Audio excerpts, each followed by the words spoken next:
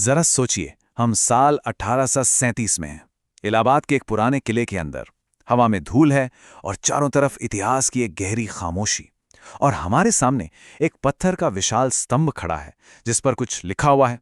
पर क्या लिखा है कोई नहीं जानता। सदियों से कोई भी इसे पढ़ नहीं पाया है। लोग इसे बस अशोक का स्तंभ कहते थे, पर यह पत्थर ये एक और ही कहानी सुनाने का इंतजार कर रहा था। एक ऐसे सम्राट की कहानी जो इतिहास की गहराइयों में कहीं खो सा गया था और जिसकी पूरी की पूरी दास्तान इसी एक पत्थर में कैद थी। ये सिर्फ एक पत्थर का टुकड़ा नहीं था, ये एक टाइम कैप्सूल था, एक ऐसे गुमनाम शहंशाह की कहानी का गवाह जिसके बारे में कहते हैं कि उसकी तलवार का लोहा पूरी दुनिया मानती थी, लेकिन उसका दिल उतना ही नरम था। एक ऐसा योद्धा जिसका गुस्सा यमराज की तरह था, पर जिसकी रहमदिली की भी मिसालें दी जाती थीं। सोचकर देखिए, चौथी सदी में इस पर कुछ लिखा गया, फिर एक लंबा सन्नाटा छा गया।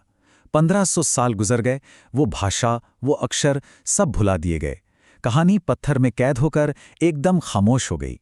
और फिर एंट्री होती है जेम्स प्रिंसेप की, एक ऐसे स्कॉलर की जिसने ठान लिया था कि वो इस पहेली को सुलझाकर ही रहेगा। महीनों की कड़ी मेहनत और फिर वो पल आया। जैसे ही प्रिंसेप ने उन अक्षरों को एक एक कर जोड़ा, उनके रोंगटे खड़े हो गए होंगे। 1500 साल की खामोशी टूटी थी। पत्थर ने आखिरकार अपना राज उगल दिया था और वो नाम था महाराजाधिराज समुद्रगुप्त। एक ऐसा नाम जिसे इतिहास लगभग भुला ही चुका था। तो चलिए आज हम उसी महान सम्राट की कहानी को परत दर परत खोलते हैं। तो आखिर कौन थे ये समुद्रगुप्त? चलिए सबसे पहले बात करते हैं उनके उस पहलू की जिसने दुश्मनों के दिलों में खौफ भर दिया था। उनकी वो अविश्वसनीय जीतें जिनकी वजह से उन्हें एक ऐसा नाम मिला जो आज भी इतिहास में गूंजता है। इतिहासकार विंसेंट स्मिथ ने उन्हें भारत का नेपोलियन कहा। जरा सोचिए, नेपोलियन से तुलना ये कोई छोटी मोटी बात नहीं थी। और ऐसा इसलिए क्योंकि समुद्रगुप्त ने कभी कोई जंग हारी ही नहीं। उन्होंने अपने पिता के छोटे से राज्य को एक विशाल साम्राज्य में बदल दिया जिसकी सरहदें दूर दूर तक फैली हुई थी। और यही बात उन्हें सबसे अलग बनाती है। वो सिर्फ ताकत से नहीं, दिमाग से भी लड़ते थे। उनकी रणनीति कमाल की थी, एकदम जबरदस्त। उत्तर भारत में उन्होंने दुश्मनों को पूरी तरह से खत्म कर दिया, कोई रिस्क नहीं लिया। लेकिन दक्षिण में, जो कि बहुत दूर था, उन्होंने एक जीनियस चाल चली। वहां के राजाओं को हराया, पर फिर उनका राज उन्हें वापस लौटा दिया और उन्हें अपना दोस्त बना लिया। और सरहद पर बसे राज्यों का तो यह हाल था कि उन्होंने समुद्रगुप्त का नाम सुनकर ही हार मान ली। यह सिर्फ जीत नहीं थी, यह स्मार्ट पॉलिटिक्स थी। इस कमाल की रणनीति का नतीजा क्या हुआ? एक ऐसा साम्राज्य जिसका असर श्रीलंका तक था। जी हां, वहां के राजा को भी बौद्ध मठ बनाने के लिए समुद्रगुप्त से इजाजत लेनी पड़ती थी। और उस स्तंभ पर एक ऐसी लाइन लिखी है जो सुनकर आप हैरान रह जाएंगे कि उन्होंने 100 युद्ध लड़े और उनके शरीर पर तलवारों के 100 घाव किसी मेडल की तरह चमकते थे। लेकिन अगर आप ये सोच रहे हैं कि समुद्रगुप्त सिर्फ एक योद्धा थे, तो आप गलत हैं। उनकी कहानी का सबसे हैरान करने वाला हिस्सा तो आप शुरू होता है। उनके अंदर एक और इंसान भी बसता था जो तलवार नहीं, कुछ और ही चलाता था।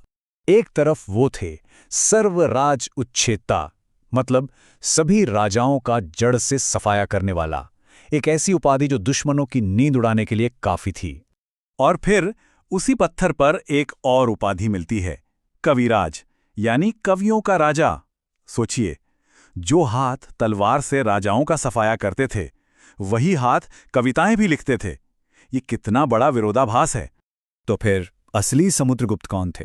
वो जो बाघ का शिकार कर रहे हैं, हाथ में युद्ध की कुल्हाड़ी लिए, या फिर वो जो सुकून से बैठकर वीणा के तार छेड़ रहे हैं? कहते हैं कि उनकी बुद्धि के आगे तो देवताओं के गुरु बृहस्पति भी फीके पड़ जाते थे।